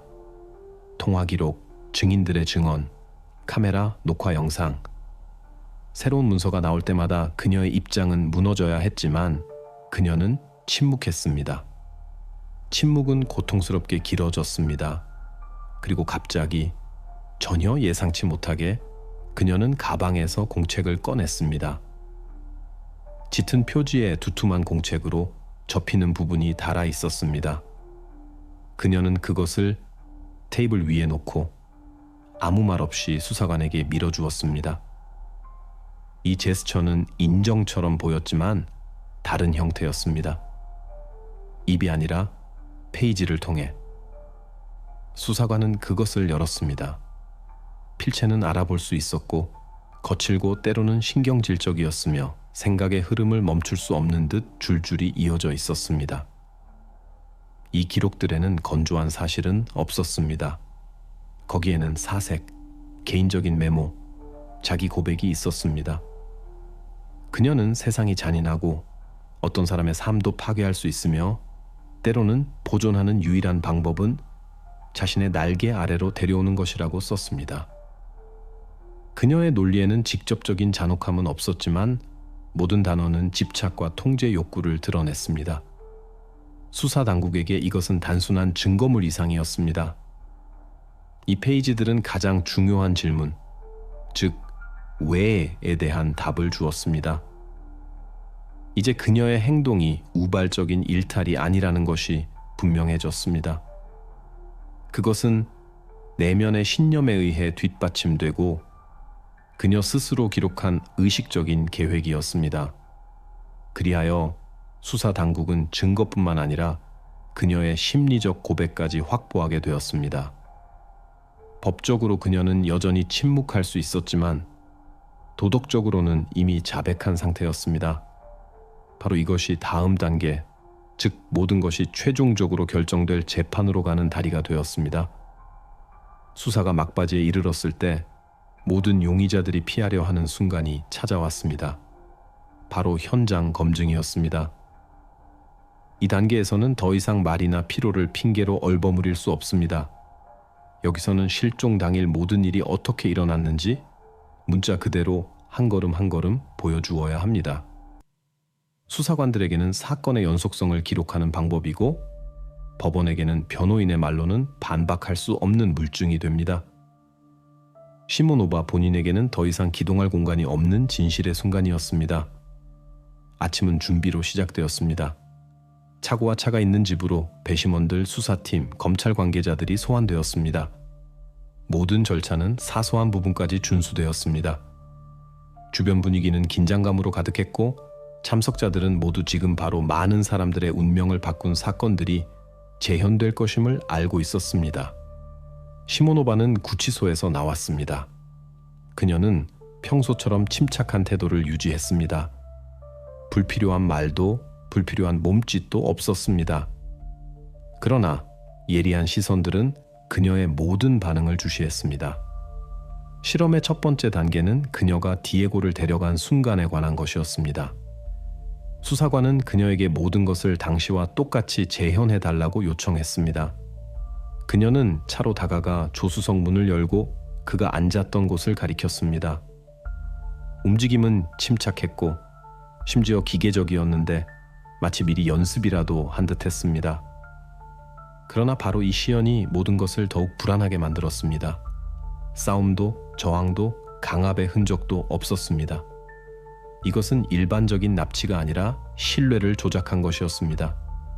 그리고 이 신뢰가 결정적이었습니다. 이어서 그녀는 차를 시동 걸고 이제 수사 당국에 알려진 경로를 따라 운전하는 것을 보여주었습니다. 수사관은 그녀의 말을 기록했습니다. 그녀는 도로가 평범했고 그들이 평소와 같은 환경에서 이야기하듯 대화했다고 주장했습니다. 이 순간 전문가들과 검사들은 그녀가 이런 방식으로 안전의 환상을 만들어내며 통제권을 유지했다고 지적했습니다. 디에고에게는 수년 동안 옆에 있던 선생님, 즉 한 사람과의 여행처럼 보였고 수사 당국에게는 그가 자발적으로 체에 탔다는 확인이 되었습니다. 이 사실은 그녀의 행동을 특히 끔찍하게 만들었습니다. 집에 대한 이야기가 나왔을 때 시모노바는 방어선을 유지하려고 노력했습니다. 그녀는 그곳에서 어떤 범죄도 일어나지 않았고 모든 것이 수업, 독서, 올림픽 준비로 이루어졌다고 주장했습니다. 심지어 테이블에 앉아 공책을 펼치는 모습을 재현하기도 했습니다. 겉으로는 거의 일상적인 것처럼 보였습니다. 그러나 수사관들은 바로 이 버전에 대비하고 있었습니다. 디에고가 발견된 후 작성된 의사들의 보고서가 테이블 위에 놓였습니다. 문서는 방대하고 건조하며 매우 정확했습니다. 그곳에는 영양실조, 건강 문제, 정상적인 영양 공급과 보살핌 없이 수주 동안 폐쇄된 공간에 머물렀던 흔적들이 기록되어 있었습니다. 이 모든 것은 그녀의 버전의 어떤 세부 사항과도 일치하지 않았습니다. 의사들은 만약 학업과 수업에만 국한된 것이라면 그러한 유기체가 정상적인 상태에 있을 수 없었다고 지적했습니다. 이 보고서의 모든 줄은 그녀의 말을 무너뜨리고 거짓말을 최종적으로 드러냈습니다.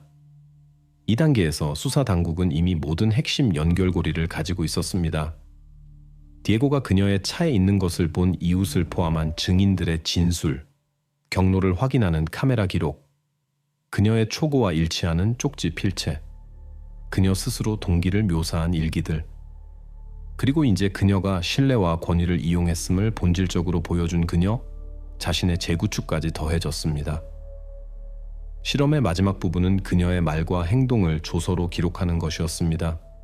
모든 것이 녹음되고 카메라에 촬영되었습니다. 결국 전체 그림은 완전하고 완결된 것처럼 보였습니다. 수사관들에게 이것은 작업이 끝났음을 의미했습니다. 그들은 모든 세부 사항을 증명하고 모든 버전을 확인하고 사실과 비교했습니다. 이제 남은 것은 목격자 진술, 물증, 그녀의 개인 기록, 의사와 필적 감정 전문가의 감정, 그리고 이제 현장 검증까지 모든 증거의 총합을 하나의 문서로 나열하는 것이었습니다.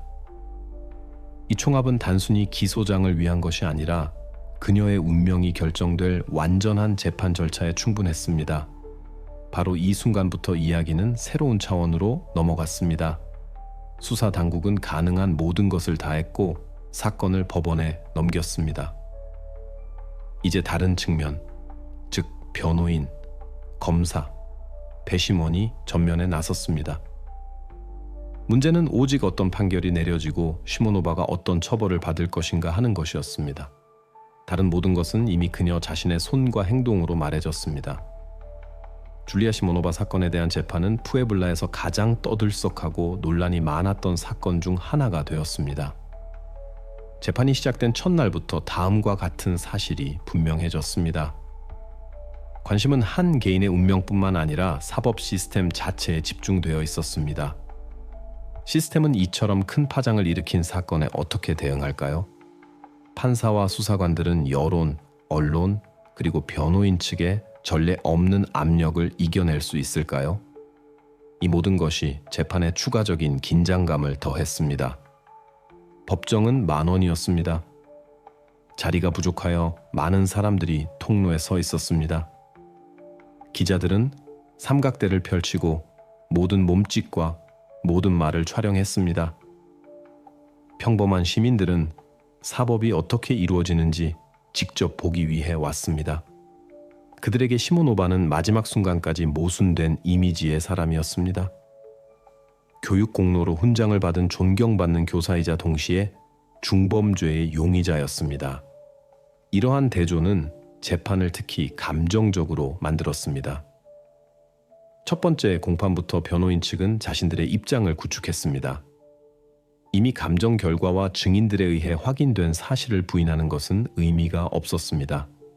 그래서 시모노바의 변호인은 피고인의 정신 상태에 중점을 두기로 결정했습니다. 그의 연설에는 전문적 소진, 단영안의 압박, 스트레스 등으로 인해 그녀가 자신의 행동을 인지할 수 없는 상태에 이르렀다는 주장이 담겨 있었습니다. 그는 그녀가 사회에 위협이 되지 않으며 오히려 치료와 지원이 필요하다고 주장했습니다. 이 주장은 고전적인 수법인 심신미약 주장에 기반을 두었습니다. 만약 법원이 이 주장에 동의했다면 시모노바는 엄중한 처벌을 피하고 남은 생애를 교도소가 아닌 특수시설에서 보낼 수도 있었습니다. 법정의 많은 사람들에게 이것은 그녀를 실제 판결로부터 구하기 위한 마지막이자 매우 강력한 시도처럼 보였습니다. 판사는 변호인 측의 말을 주에 깊게 들었고 법에 따라 의무적인 정신과 감정을 명령했습니다. 이 결정은 전환점이 되었습니다. 법정에는 팽팽한 침묵이 흘렀습니다. 모두는 전문가들의 결론이 최종적인 한계선이 될 것임을 이해했습니다.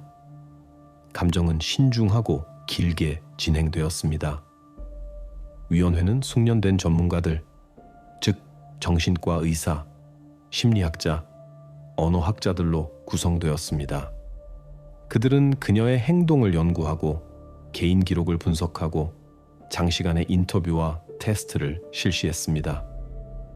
시모노바는 다양한 조건에 놓여졌고 자극적인 질문에 대한 그녀의 반응을 확인하고 논리적 연결 고리를 구축하는 능력을 평가했습니다. 특히 그녀의 일기와 편지에 특별한 주의가 기울여졌습니다. 의사들은 그 안에서 그녀의 사고방식과 동기를 반영하는 것을 보았습니다. 전문가들의 결론을 기다리는 것은 지치게 만드는 일이었습니다.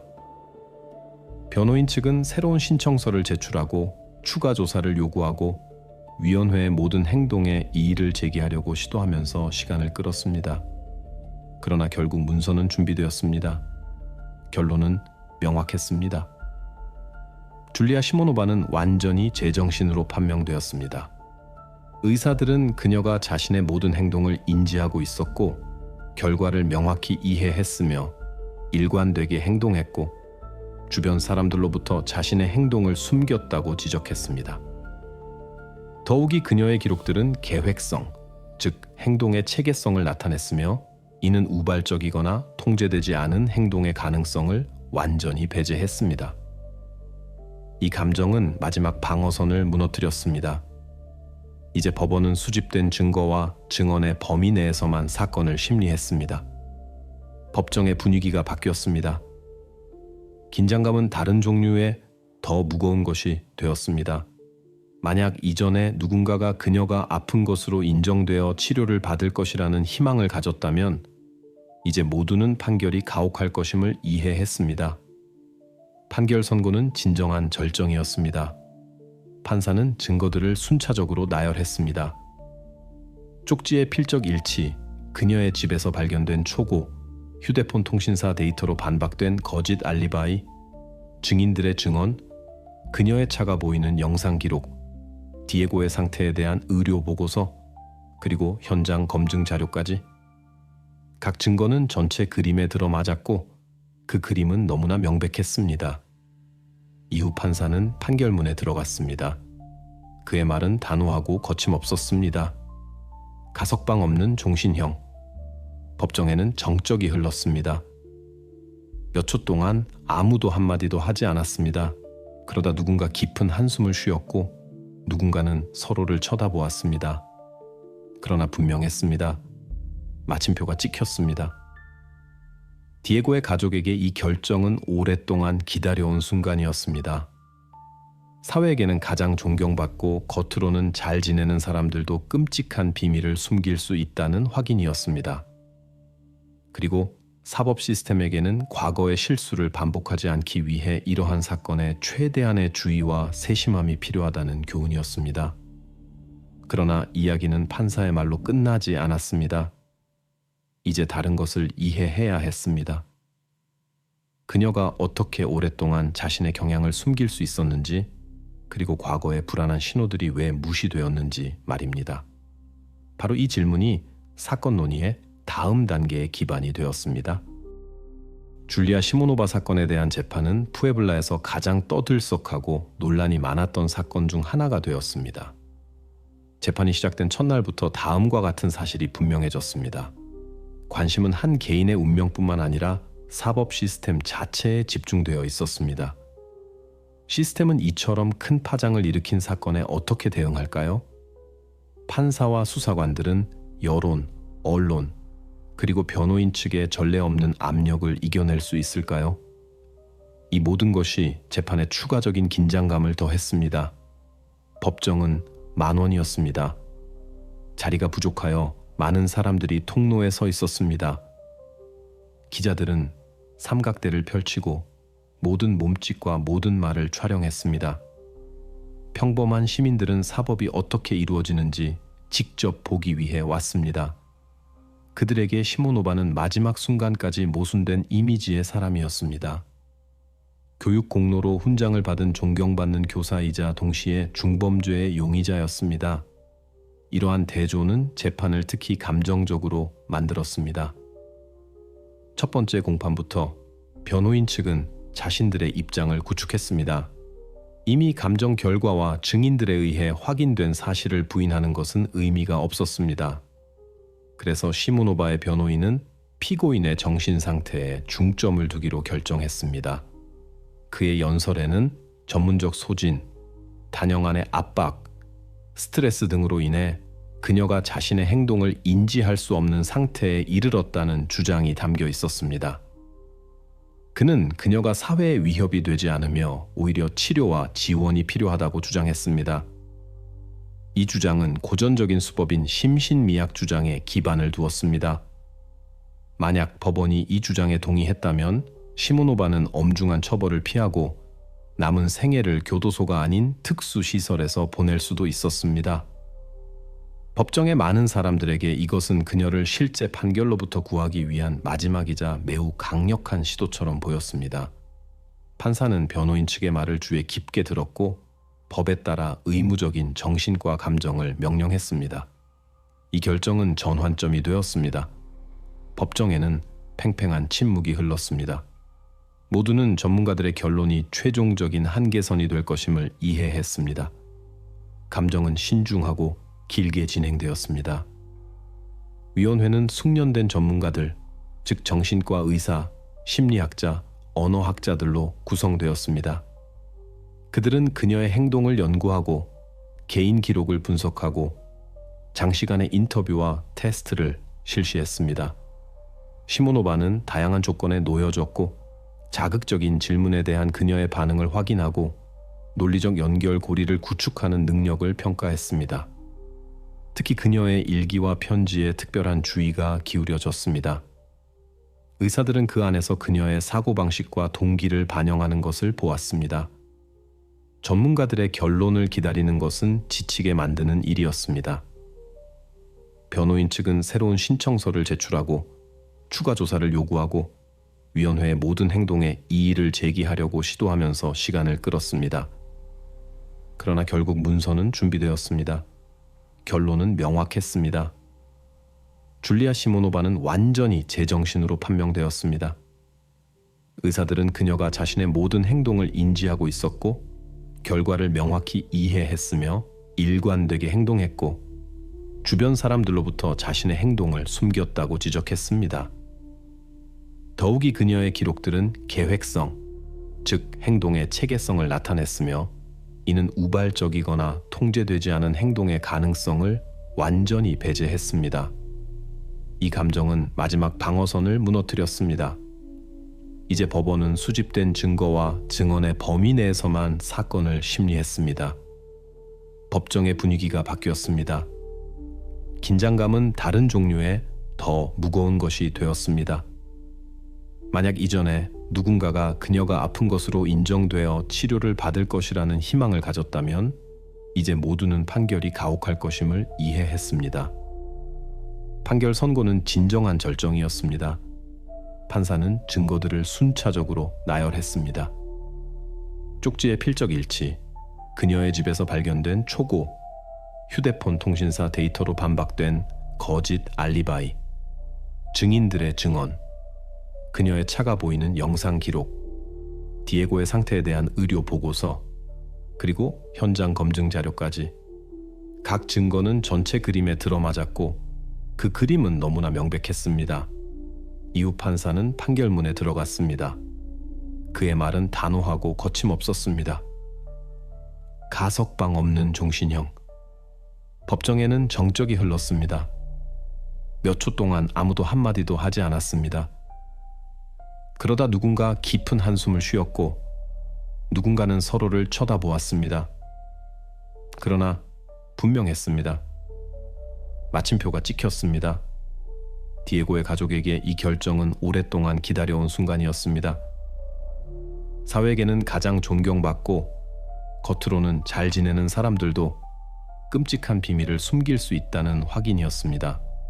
그리고 사법 시스템에게는 과거의 실수를 반복하지 않기 위해 이러한 사건에 최대한의 주의와 세심함이 필요하다는 교훈이었습니다.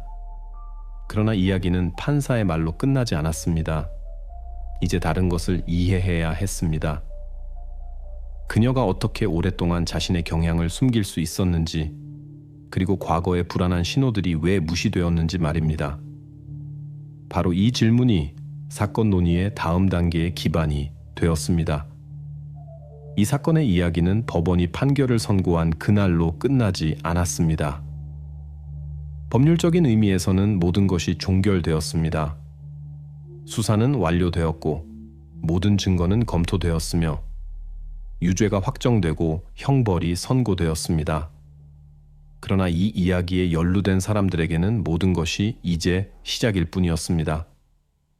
그 이야기는 그들의 기억 속에, 습관 속에, 행동 속에, 그리고 세상을 바라보는 방식 속에 계속 살아 숨쉬었습니다. 그리고 가장 끔찍한 것은 그 일이 일어난 후에 그들의 삶이 어떻게 변했는가 하는 것이었습니다. 무엇보다도 디에고, 그는 살아있는 채로 발견되었고 이는 기적처럼 보였습니다. 그러나 사실 바로 그 순간부터 가장 어려운 단계가 시작되었습니다. 그는 자신의 나이에 맞지 않는, 결코 겪어서는 안 될 일을 겪었습니다. 의사들은 그에게 심한 불안 증세를 기록했습니다. 밤에 깨고 낮에도 혼자 있기를 거부하며 끊임없이 위협을 예상했습니다. 복도에서 들리는 발소리, 현관 벨소리 같은 평범한 소리조차 그에게 공황을 유발할 수 있었습니다. 전문가들은 부모에게 말했습니다. 이것은 긴 과정입니다. 완전한 회복을 약속할 수는 없습니다. 하지만 그가 다시 세상을 신뢰하도록 도울 수는 있습니다. 이를 위해 심리학자, 정신과 의사, 교육자, 사회복지사로 이루어진 팀이 투입되었습니다. 처음에는 모든 것이 더디게 진행되었습니다. 그는 거의 말을 하지 않았고 접촉을 피했습니다. 하지만 점차적으로 한 걸음 한 걸음 놀이, 그림, 간단한 의식, 즉 저녁에 따뜻한 코코아 한 잔, 아버지와 함께하는 저녁 산책을 통해 안전감을 되찾았습니다. 그러나 가족은 고향에서 살 수 없다는 것을 깨달았습니다. 너무 많은 시선, 등 뒤에서 속삭이는 소리, 너무 많은 기억들. 그래서 그들은 결심했습니다. 이사, 다른 도시, 새로운 학교, 새로운 이웃. 심지어 디에고가 과거에 짐 없이 자랄 수 있도록 성까지 바꾸었습니다. 그러나 이 사건은 그들의 사적인 삶만을 바꾼 것이 아니었습니다. 이 사건은 지역 교육 시스템 전체에 큰 타격을 입혔습니다. 수사 당국이 아무도 심각하게 받아들이지 않았던 오래된 불만들을 밝혀냈을 때 이는 진정한 스캔들이 되었습니다. 교육부는 눈을 감고 있었다는 것을 인정할 수밖에 없었습니다. 모든 학교에 대한 조사가 시작되었습니다. 상상해 보십시오. 감사관들이 예고 없이 찾아와 문서들을 뒤지고 학생들과 그들의 가족들과 대화했습니다. 학교들은 서둘러 새로운 프로토콜을 도입했습니다. 이제 교사는 행정실에 알리지 않고 학생과 단둘이 있을 수 없게 되었고, 교실에는 비디오 감시 장비가 설치되었으며 불만을 처리하기 위한 특별위원회가 생겼습니다. 특히 교사들에게 특별한 관심이 기울여졌습니다. 그들은 반년에 한 번씩 심리 진단을 받아야 했습니다. 윤리와 청소년 지도에 대한 의무 교육도 도입되었습니다. 많은 사람들에게 이것은 관료주의처럼 보였지만 공무원들은 실수의 대가가 너무 크다는 것을 이해했습니다. 그리고 이 모든 것은 시모노바 사건의 직접적인 결과였습니다. 이 사건은 시스템이 자신 안에 유능한 교육자뿐만 아니라 위험한 인물도 숨어 있을 수 있다는 것을 인정하도록 강요하는 전환점이 되었습니다. 시모노바의 동료들의 반응도 주목할 만합니다. 그들에게 이것은 직업의 명성에 대한 타격이었습니다. 그들 중 많은 사람들은 우리는 그녀를 엄격하고 요구적인 사람으로 알았지만 그 뒤에 이런 것이 있을 줄은 상상도 못했습니다. 라고 말했습니다. 학교에서는 건강한 요구와 강박을 어떻게 구별할 것인가?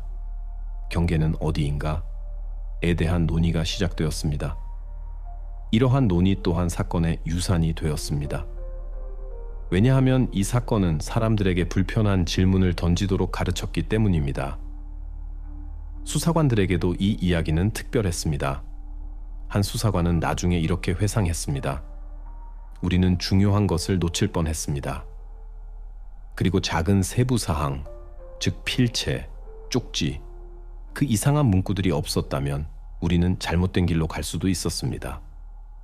바로 이 사건은 경찰에게 간접적인 증거에 주의를 기울이는 것이 얼마나 중요한지를 보여주는 예시가 되었습니다.